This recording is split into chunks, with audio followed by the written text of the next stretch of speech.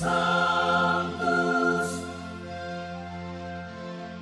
Sanctus, Sanctus Dominus Deus Sabaoth. Bapak, Ibu, dan saudara-saudariku yang terkasih dalam Tuhan kita Yesus Kristus, salam sejahtera untuk kita semua. Berkat Allah yang Maha Kuasa senantiasa menyertai kita. Hari Minggu tanggal 12 Oktober tahun 2025 adalah hari Minggu biasa ke-28. Marilah kita mendengarkan dan merenungkan bacaan-bacaan kitab suci. Dalam nama Bapa dan Putra dan Roh Kudus. Amin. Bacaan pertama dari kitab kedua Raja-Raja, bab 5 ayat 14 sampai 17. Sekali peristiwa, turunlah Naaman, panglima Raja Aram, ke sungai Yordan, lalu membenamkan dirinya 7 kali dalam sungai itu, sesuai dengan perkataan Elisa, abdi Allah itu. Lalu pulihlah tubuhnya kembali seperti tubuh seorang anak, dan ia menjadi tahir. Kemudian kembalilah ia dengan seluruh pasukannya kepada abdi Allah itu. Sesampai di sana, majulah ia ke depan Elisa dan berkata, "Sekarang aku tahu bahwa di seluruh bumi tidak ada Allah kecuali di Israel. Karena itu, terimalah kiranya suatu pemberian dari hamba-Mu ini." Tetapi Elisa menjawab, "Demi Tuhan yang hidup, yang aku layani, aku tidak akan menerima apa-apa." Walaupun Naaman mendesaknya, Elisa tetap tidak mau menerima sesuatu. Akhirnya berkatalah Naaman, "Jika demikian, berikanlah kepada hamba-Mu ini tanah sebanyak dapat diangkut oleh sepasang bagal, sebab hamba-Mu ini tidak lagi akan mempersembahkan kurban bakaran atau kurban sembelihan kepada Allah lain kecuali kepada Tuhan." Demikianlah sabda Tuhan. Syukur kepada Allah.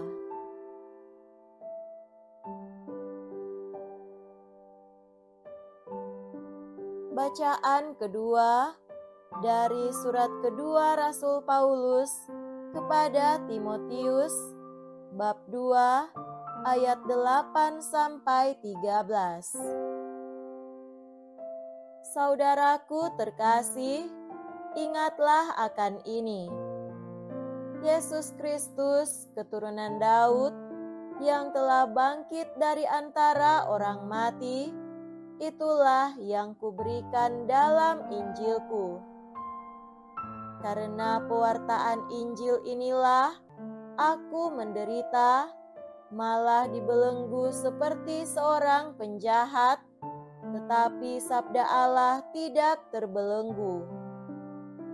Karena itu, aku sabar menanggung semuanya itu bagi orang-orang pilihan Allah, supaya mereka pun memperoleh keselamatan dalam Kristus Yesus dengan kemuliaan yang kekal.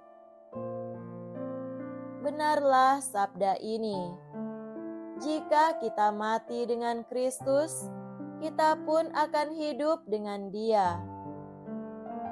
Jika kita bertekun, kita pun akan ikut memerintah dengan Dia. Jika kita menyangkal Dia, Dia pun akan menyangkal kita. Jika kita tidak setia, Dia tetap setia, karena Dia tidak dapat menyangkal dirinya. Demikianlah sabda Tuhan. Syukur kepada Allah.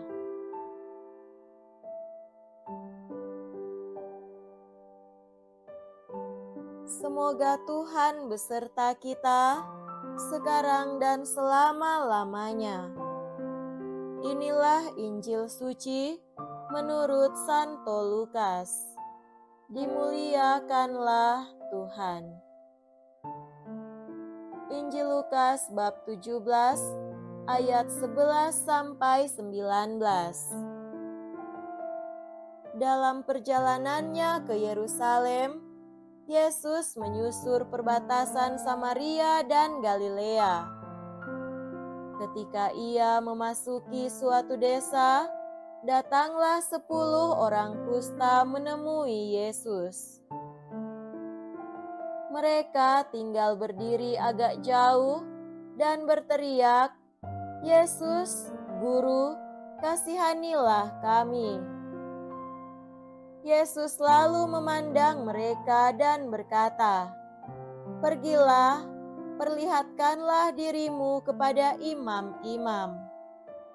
Sementara dalam perjalanan, mereka menjadi sembuh. Salah seorang di antara mereka, ketika melihat bahwa ia telah sembuh, kembali sambil memuliakan Allah dengan suara nyaring, lalu sujud di depan kaki Yesus dan mengucap syukur kepadanya. Orang itu adalah orang Samaria. Lalu Yesus berkata, "Bukankah ke-10 orang tadi semuanya telah menjadi sembuh? Di manakah yang 9 orang itu? Tidak adakah di antara mereka yang kembali untuk memuliakan Allah selain orang asing ini?" Lalu Yesus berkata kepada orang itu, "Berdirilah dan pergilah, imanmu telah menyelamatkan engkau." Demikianlah sabda Tuhan. Terpujilah Kristus.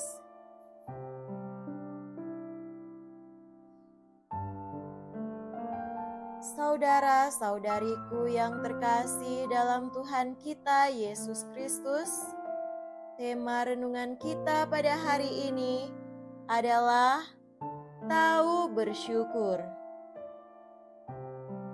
Tuhan banyak kali menolong umat-Nya dalam cara yang sederhana tanpa mengharapkan balasan.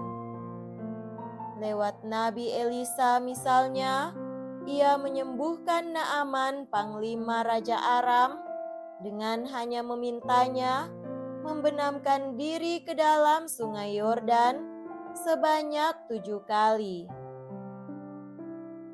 Naaman awalnya menolak sebab ia merasa diri hebat dan berpikir bahwa dia akan diminta untuk melakukan sesuatu yang besar dan berat untuk memperoleh kesembuhan, tetapi nyatanya ia hanya diminta membenamkan diri ke dalam sungai. Setelah membenamkan dirinya, ia akhirnya menjadi tahir. Memang untuk bisa mengenali kehendak dan karya Tuhan lewat hal-hal sederhana, kita tidak boleh sombong, tetapi musti rendah hati di hadapan Tuhan dan sesama. Saudara terkasih, pertolongan Tuhan telah mengubah Naaman. Ia menjadi pribadi beriman pada Tuhan. Katanya, "Sekarang aku tahu bahwa di seluruh muka bumi tidak ada Allah kecuali Israel." Bila kita mengalami campur tangan Tuhan dalam kehidupan kita, terutama pada saat kita berada dalam kondisi sulit. Hendaknya kita pun memandang peristiwa tersebut dalam iman kepada Allah. Dengan cara itu, iman kita akan kuasa dan kebaikan Tuhan semakin kuat dan total. Iman itu hendaklah juga mendorong kita untuk senantiasa mencari kehendak Tuhan dan memelihara relasi baik dengannya dan sesama. Naaman yang disembuhkan juga menunjukkan sikap syukur dan terima kasih. Syukur dan terima kasih pertama-tama ditujukannya kepada Nabi Elisa. Ia membawa pemberian atau persembahan kepada abdi Allah ini, tetapi Elisa dengan keras menolak pemberian ini, sebab baginya syukur dan terima kasih pertama-tama harus ditujukan kepada Tuhan yang dilayaninya dengan setia. Akhirnya, Naaman menetapkan hatinya untuk sungguh percaya kepada Allah Israel dan mempersembahkan kurban bakaran atau kurban sembelihan hanya kepadanya saja. Elisa sendiri menunjukkan sikap seorang pelayan Tuhan yang sejati. Ia tidak mencari keuntungan pribadi, tetapi sebaliknya melayani dengan tulus dan cuma-cuma. Kita ingat kata-kata Yesus kepada ke-12 murid-Nya ketika Ia mengutus mereka untuk memberitakan kerajaan Allah dan menyembuhkan orang-orang sakit. Kamu telah memperolehnya dengan cuma-cuma, karena itu berikanlah pula dengan cuma-cuma. Saudara-saudariku terkasih, Yesus sendiri menghendaki agar kita menjadi pribadi-pribadi yang tahu bersyukur dan berterima kasih kepada Tuhan atas segala kebaikan dan pertolongan yang kita terima. Tidak pantaslah kita bersikap rakus dan egoistik dengan kecenderungan meminta dan menuntut saja bagi diri sendiri, tetapi enggan memberi dan menyatakan syukur. Dalam Injil hari ini, Yesus menyembuhkan 10 orang kusta yang meminta belas kasihan daripadanya. Ia meminta mereka pergi memperlihatkan diri kepada para imam. Ketika mereka menjadi tahir saat masih dalam perjalanan itu, seorang dari mereka kembali kepada Yesus sambil bersorak memuliakan Allah. Ia adalah orang Samaria yang secara ekstrim dipandang asing dan hina oleh orang-orang Yahudi. Ia pun tersungkur di depan kaki Yesus dan mengucap syukur kepadanya. Yesus pun memuji dan meneguhkan iman orang ini. Katanya, "Berdirilah dan pergilah, imanmu telah menyelamatkan engkau." Tetapi nampaknya Yesus kecewa dengan sikap 9 orang lainnya. Ia bertanya, "Di manakah yang 9 orang itu? Tidak adakah di antara mereka yang kembali untuk memuliakan Allah selain orang asing ini?" 9 orang ini adalah orang Yahudi yang mengaku diri percaya dan taat kepada Allah, tetapi nyatanya tidak tahu bersyukur.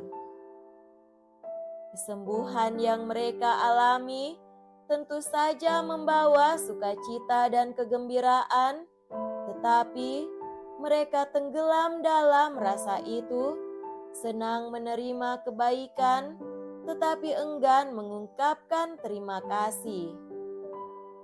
Lewat kisah ini, Yesus mengajarkan hal penting ini.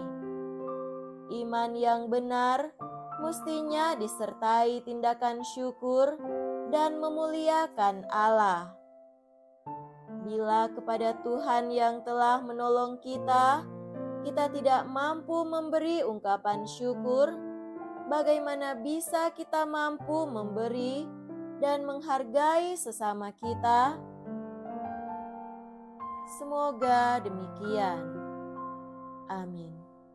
Dalam nama Bapa dan Putra dan Roh Kudus. Amin.